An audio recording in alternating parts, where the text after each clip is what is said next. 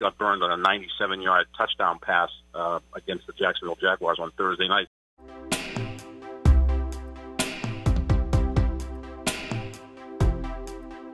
What about the Patriots? Are they unstoppable this year?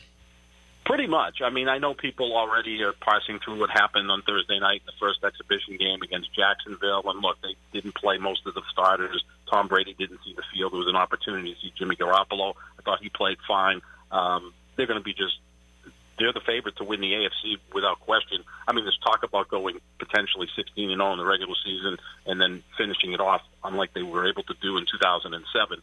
I think that's going to be difficult to pull off. They do have a pretty difficult schedule. They face some top-tier quarterbacks along the way. But, look, Vegas has them as the favorite to win Super Bowl 52. It would be the third in 4 years and sixth of this incredible run with Brady and Belichick.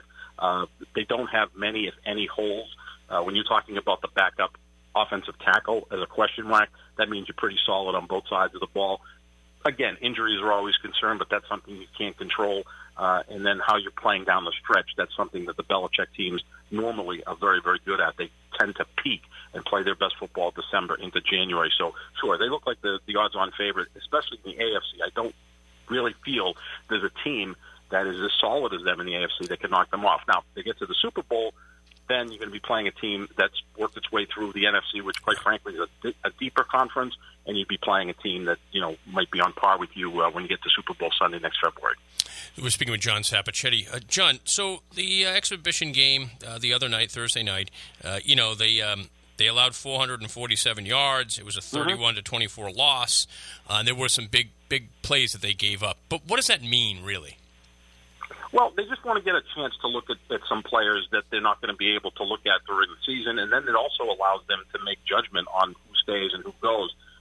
You get Cyrus Jones, who was a second-round pick last year from Alabama, was a disaster as a returner last year. Had 5 fumbles returning punts or kickoffs last year, which is 5 too many in Bill Belichick's world. And also, he got burned on a 97-yard touchdown pass against the Jacksonville Jaguars on Thursday night. So he's a big question mark. They're kind of hoping that he could serve as a third or fourth corner in their defense, because oftentimes you'll see 3 or 4 corners out there against the other teams, especially where the Patriots have, say, like a 2-touchdown lead, which happens a lot.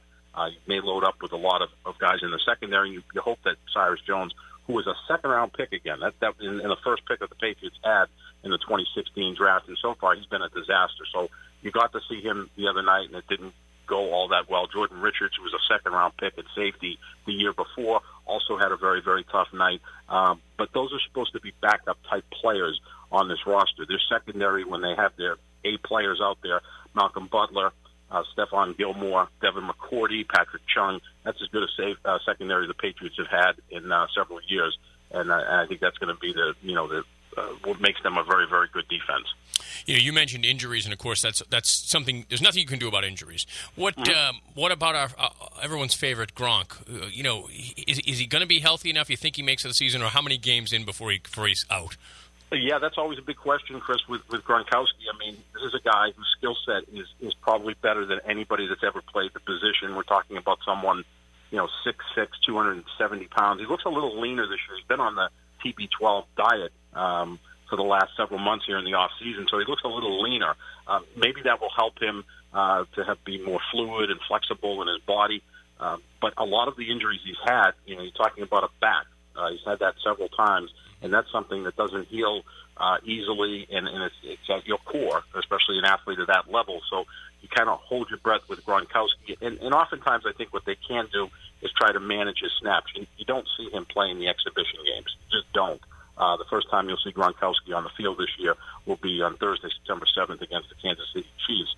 And, Belichick is a guy that, if you're a football player and it's football season, you play football, and he'll be out there. But I think sometimes he's one player, Gronkowski, because he's so important that you have to kind of manage his snaps and make sure that you have him down the stretch and into the postseason. The amazing thing about last year's Super Bowl run, they did it without Rob Gronkowski, because you always heard that if Gronkowski was out, they had no chance to win a Super Bowl. and that wasn't the case last year because they had more weapons, and they have even more weapons this year by adding someone like Brandon Cooks to that wide receiving crew. So they do need Gronkowski, but they can still survive without him. That's why I think you'll see them try to manage his snaps throughout the season, so you have a healthy Gronkowski down the stretch into the postseason. Jimmy Garoppolo looked pretty good the other night. Mm-hmm. Would you say that the Patriots have the first and second best quarterbacks in the division?